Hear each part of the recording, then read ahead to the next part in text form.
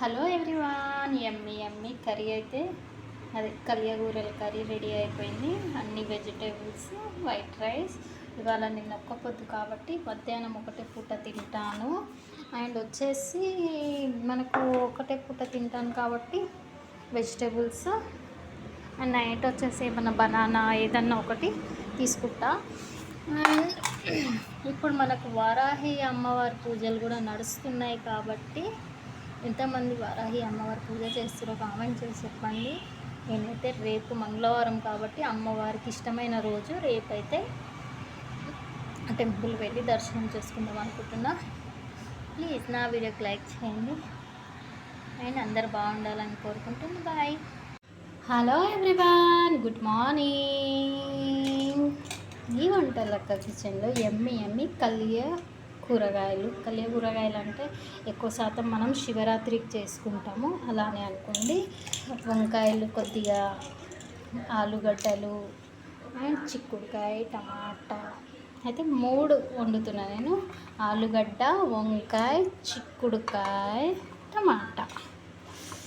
చాలా టేస్టీగా ఉంటుంది. ఇలా ట్రై చేయండి. మనం గుళ్ళకి పోయినా ఎక్కడైనా పోతాం కదా గుళ్ళకప్పుడు ఇలా చేసుకుంటాం. మాకైతే మల్లన్నకి ఇలా వండుతాం అన్నమాట.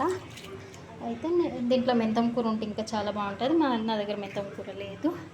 అండ్ జీలకర్ర, ఆవాలు తాలింపుకి, కొద్దిగా ఆయిల్,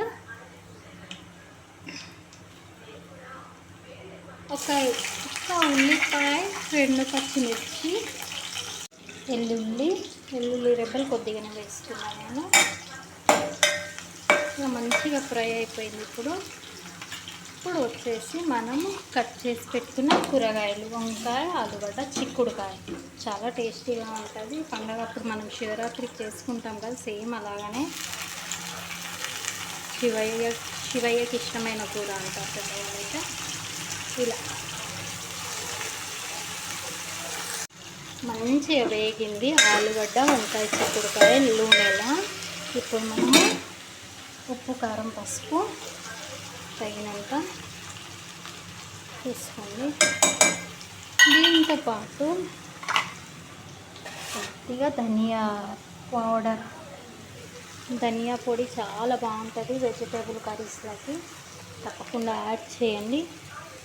అండ్ ఒకసారి మంచిగా కలిపేసి ఫ్రై అయినాక కొద్దిగా టమాటా యాడ్ చేసుకోండి. ఎందుకంటే ఇట్లా మసాలా ఎప్పుడు నూనెలో వేగడం వల్ల కూరగాయలకు టేస్ట్ బాగుంటుంది.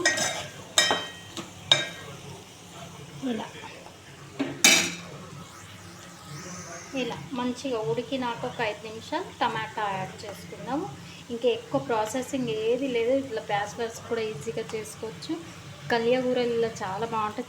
చపాతీకి, వైట్ రైస్కి అన్నిటికీ చాలా బాగుంటుంది. ఆ టేస్టే వేరే అసలు. మంచిగా ఫ్రై అయింది ఫ్రెండ్స్. ఇప్పుడు మనము కట్ చేసి పెట్టుకున్న టమాటా ఎప్పుడైనా వెయ్యంగానే కలపకండి.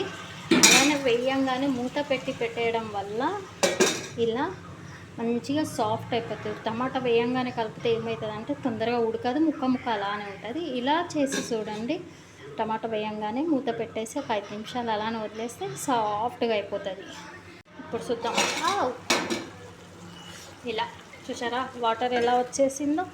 ఇలా వస్తుంది అన్నమాట కూరగాయల వాటర్.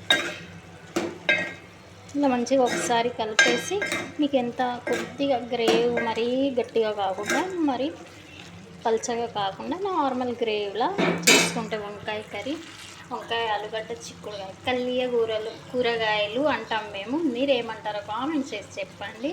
ఇలా చూడండి మంచిగా ఉడుకుతుంది కదా. ఒక 5-10 మినిట్స్ అయితే ఉడికిపోతుంది. మీకు ఎంత వేస్తారు కావాలో అంతే వేసుకోండి. ఎక్కువ గట్టిగా ఉండొద్దు, ఎక్కువ చార్లా కూడా ఉండొద్దు. లిక్విడ్ నార్మల్ గ్రేవ్ టైప్ ఉండాలి, బాగుంటుంది కలియగూరలు. నా వీడియో మీరు ఎక్కడి నుంచి చూస్తారో కామెంట్ చేసి చెప్పండి. నా వీడియో నచ్చితే లైక్ చేయండి, షేర్ చేయండి, సబ్స్క్రైబ్ చేయండి ఫ్రెండ్స్. కొత్తగా చూసేవాళ్ళు ఫాలో చేయండి. ఏమైనా కర్రీస్ కావాలంటే కామెంట్స్ చేసి చెప్పండి, అది కూడా ట్రై చేస్తాను నేను. ఓకేనా? Love you all, bye.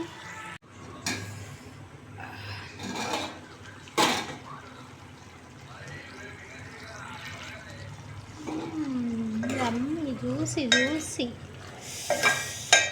Vegetable curry.